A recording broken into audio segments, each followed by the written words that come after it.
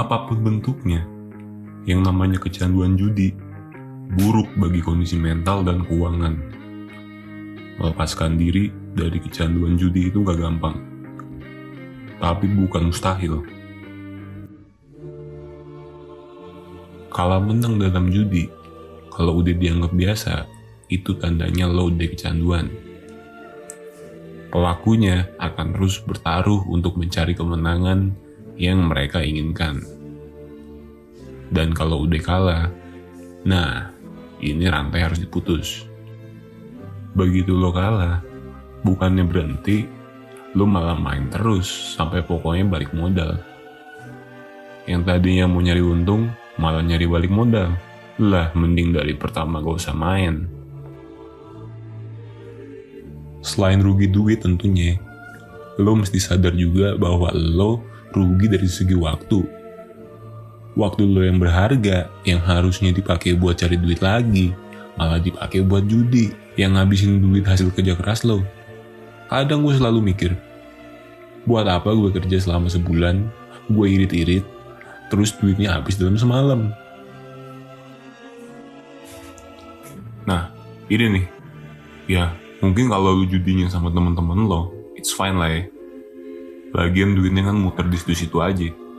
Nah, padahal kalau lu judi online, itu platform, ada bandarnya. Secara terang-terangan, lo sedang ngelawan bandar. Kalau ada satu pihak yang tahu banget tentang memenangkan judi, ya bandar orangnya. Dia tahu lo siapa, masang apa, saldo lo berapa, sedangkan nggak berlaku sebaliknya. Ada yang bilang gini, judi itu haram kalau kalah, kalau menang ya enggak. Tapi bukan ke arah religi bahasan gue, lebih ke arah legalitas hukumnya.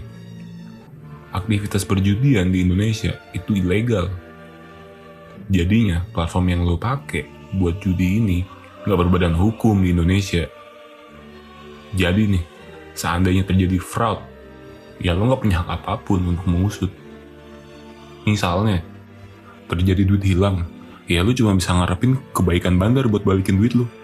Misalnya ternyata lo menang 5 juta, tapi cuma dapetnya 2 juta aja. Ya dari point of view sang bandar ya bisa-bisa aja ngelakuin itu. Mungkin kalau usia platformnya udah lama, hal seperti itu bisa diminimalisir. Tapi harus diingat juga bahwa kalau ada satu hal yang pasti, itu adalah bandar bisa banget bawa kabur duit lo kapanpun. Dan karena tidak berbadan hukum di sini, hak-hak lo sebagai konsumen ya tidak akan dilindungi. Intinya, lo gak akan bisa usut segala kecurangan bandar. Karena mereka sendiri pun tidak beroperasi di Indonesia sebetulnya.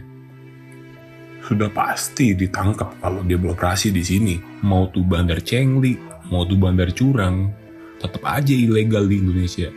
Jadi buat bandar mah nothing tulus. Nih, sekali aja lo minta transfer untuk deposit modal judi, hubungan lo dengan seseorang akan hancur dalam seketika. Mau dia transfer atau malah nolak, lo udah nunjukin kalau lo adalah seorang penjudi. Padahal cuma ingin balik modal kok. Tetap aja gak merubah kenyataan bahwa lo telah berjudi, sampai membuat orang lain harus turun tangan membantu kesulitan lo, yang bukan disebabkan oleh mereka, melainkan diri lo sendiri yang mengizinkan bandar untuk mempermainkan lo. Setelah hitung-hitung nih, kecanduan judi lo yang awalnya ingin menang tapi malah jadi ngejar balik modal, terus lo udah kalah hanya dalam hitungan jam, tapi nyari modal itu butuh waktu 30 hari. Udah gitu yang lo lawan adalah bandar, yang notabene kekalahan lo adalah kemenangan mereka, dan kekalahan lo juga yang ngegaji karyawan mereka. Udah gitu, kalaupun menang, belum tentu bisa dicairin semua. Ada nih kejadian dimana waktu itu temen gue menang 10 juta di slot mesin. Tapi, karena aturan bandar max win hanya 4 juta, akhirnya cuma dapat segitu. Mereka punya ambang batas kemenangan, tapi gak ada ambang batas kekalahannya. Kan gak fair ya? Maksud gue sejak awal juga Banter udah curangin lu. Mereka udah menang dari awal. Kok lu mau sih dipermainkan? Secara logika untung apa enggak sih? Saran gue nih, bagi lu yang udah pada nyebur dan masih pusing buat balikin modal, saran gue berdamailah sama diri sendiri. Walaupun udah kalah banyak, modal pun gak balik. Karena kalau ada satu orang yang punya power untuk memaafkan diri lo, ya lo sendiri orangnya.